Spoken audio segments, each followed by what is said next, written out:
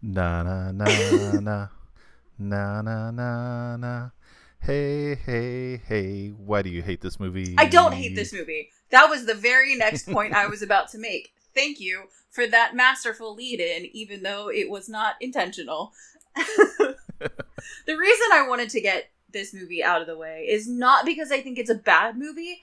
It's just I have seen it so many times. I just did not ever need to watch it again. And that's because, I mentioned this in one of our regular episodes, but that is because for some reason in my high school, for reference, I graduated in 2006, and this movie was made in the year 2000. And that is why, for some reason, this DVD was the go-to movie that teachers put on when they were hungover or sick or otherwise didn't feel like teaching. So I watched this freaking movie so many times in school. And one, I think we watched it on purpose because I had a multicultural class, and it was called multicultural studies, but really it was cinema class, because pretty much all we did was watch movies. And I don't mean that in a bad way. I learned a lot from movies we watched in this multicultural class. It was where I saw Schindler's List for the first time. And that's the kind of movie, honestly, probably best watched in chunks rather than sitting through the whole thing. I also watched we watched Hamburger Hill, which is not a movie I ever would have watched on my own. Well, maybe now as an adult I would be interested in something like that, but I definitely would not have chosen it in high school, this very gruesome war movie. But anyway, so that's the reason I wanted to get it over with, because I was just I don't want to watch this movie again. But Well, I wanted to add, I think too, it just occupied that space of it has a moral to it. It has, action. It's relatable if you're a high school student in some way. I think it just is that perfect. It's like Rocket Boys, especially if, or October Sky if you're in West now Virginia. I love Um, that movie. yeah. Well, I just think it hits. It's one of those things. It hits all those boxes that you can kind of justify it as a teacher, while I think most of the time when it came on when I was in school, it was all right, yeah, we're, maybe it's not our first pick or something like that, but it's just yeah, we're going to roll with this. Yeah, and It was not one of those ones that you rolled your eyes as a student, I don't think, or at least by 2004, it was still just, oh, hey, remember the Titans? That's fine. yeah, no, and I know for at least the first couple of times I watched it, it was oh, okay, Remember the Titans, I liked that movie. But there came a point where it was just okay, I have seen this film enough times. Yes. Are there any other PG-rated movies we can choose from? So that's what I want to make sure I make clear going into this. I don't dislike this movie.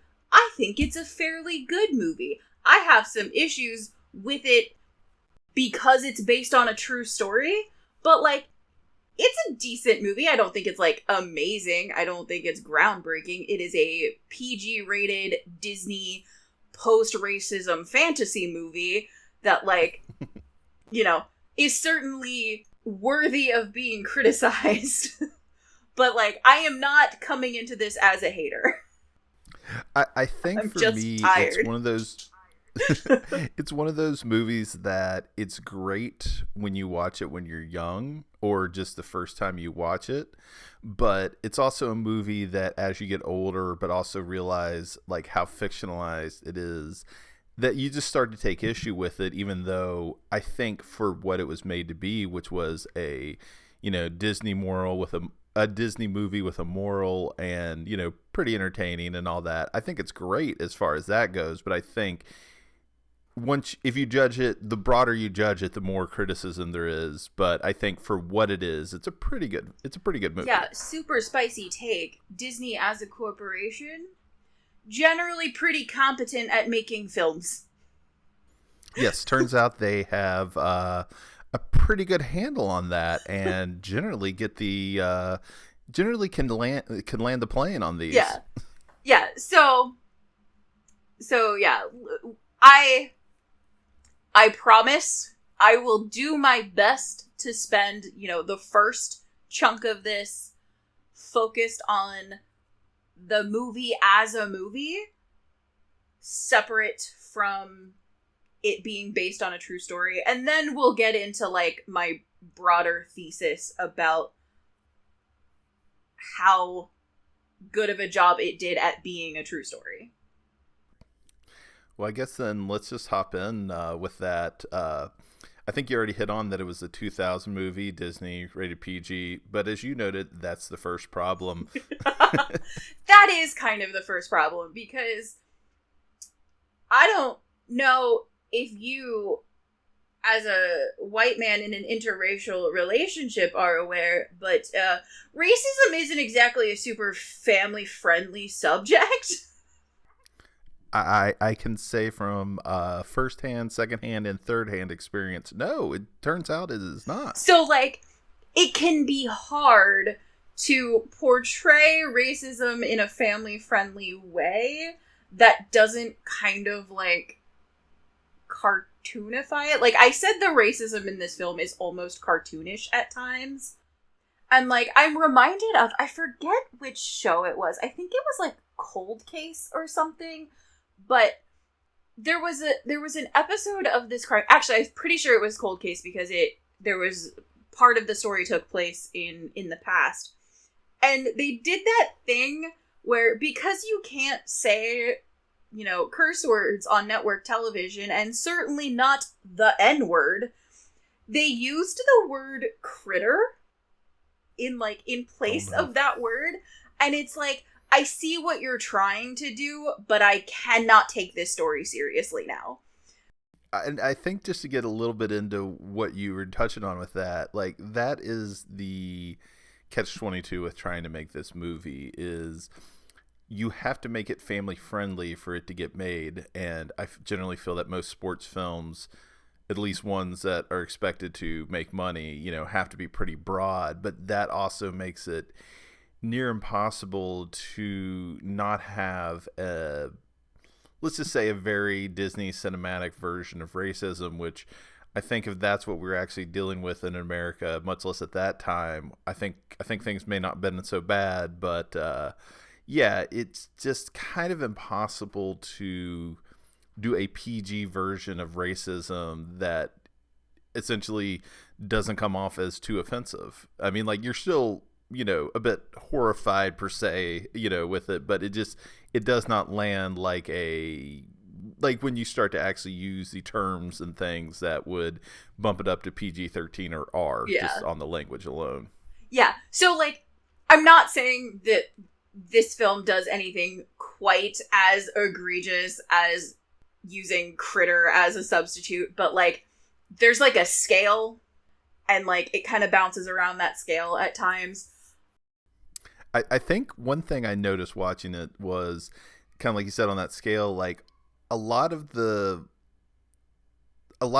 ways that they kind of show some racism, it's very coded, like, whether it's, referring to someone as an Uncle Tom, or, just making fun of the music or something like that. I think Gary calls them animals at some point, and that's, like, the most aggressive language there is. Yeah. And, like, I'm not but I'm not, like, dying on the hill that, like, well, you have to use the N-word in order to make a story about racism. Like, that's not at all what I'm saying. I'm just saying that, like, there are times where I feel like the point it's trying to make is kind of deflated by it being a PG-rated Disney film. Yeah. I was going to say, the only thing that I'm glad that it's a Disney film and everything like that. And I'm drawing a blank on what his white friend is in the movie. But, Gary Peteur's friend who he has to kick off the team, I forget his name, but he was a made-up character. Like, he was one that they invented for the film, which is a thing we'll get to later. Our film stars Denzel Washington as Coach Herman Boone. And to borrow a phrase from the amazing podcast Kill James Bond, Will Patton, guy I love to see, as Coach Bill Yost. I'm a huge fan of Will Patton, and side note, he is an amazing audiobook narrator. So if you're an audiobook person, check out the list of books that he has narrated, because he's super good. My favorite, like he's the narrator of one of my favorite series, the Raven Cycle by Maggie Stiefvater. And like at first you're like, why is this old man narrating this young adult series? But like based on like the setting of the story and just like the vibe he gives off, he is perfect to narrate this series. Anyway, sidebar over. Our movie also features a very young Hayden Panettiere as Bill's daughter Cheryl, and she like steals the movie for me. She's so great. Also, I had completely forgotten that Ryan Gosling was in this movie. How could you forget? I don't know, I just forgot. Probably because in my memory he is overshadowed by my own personal favorite Ryan, and that is Ryan Hurst, who plays... It's an ensemble cast, but he's kind of our, like, main white guy of the players. He plays Gary Bertier, who, like, is probably one of the most important characters in the film. Yeah. He would go on to play one of my favorite characters in one of my favorite TV shows ever, Sons of Anarchy. Like, he played Opie. And if you are familiar with Sons of Anarchy, you understand how I feel discussing Opie. And I'll just kind of get ahead on you. I don't know how you could skip our man Donald Faison pre-Scrubs. Skip him. I just hadn't gotten there yet. He's the next bullet point. Well, I'll say, and I think that was the thing, and then partially why I too a little bit forgot that Ryan Gosling was in this movie is, like, you can clearly see it's them, and even a little bit of the personality of like Donald Faison, that the way I picture him as an actor or whatever, is he's great a little in this bit movie. different. I love his character. Yeah. Yeah, you see a little bit of it, but I feel like just where they're so young, it's kind of easy to not fully connect it because like I said, it's not quite where my brain lands when I think of them, just because mainly they're young. And I mean, I think that this happens when you have people playing, high school age, that they're playing the role of high schoolers. So there are going to be earlier in their career. And I think this is part of where our brains too, the first couple times you watch this, especially in 2000, none of these names of the younger guys really would have, stood out to you. I don't think any of them were like well-known names at that point. Yeah, whereas watching now, it's just like, unless you like remembered Ryan Gosling from the Mickey Mouse Club. Yeah, I'm about to say, like, you would have to be way too plugged in to really remember or know why you recognize any of these people pre this. Ethan Suplee might have been recognizable at that point, but I'm not sure. I'd have to double check that. Yeah, I'm about to say, I think it's just naturally in a film like this, like, Denzel, and he probably would have been recognized as like a, hey, it's that guy from that other movie I saw, rather than like a guy you would recognize by name. Well, I'm about to say, and I think, like, obviously Denzel and Will Patton kind of are the show here, but oh yeah, this is very much a Denzel Washington film.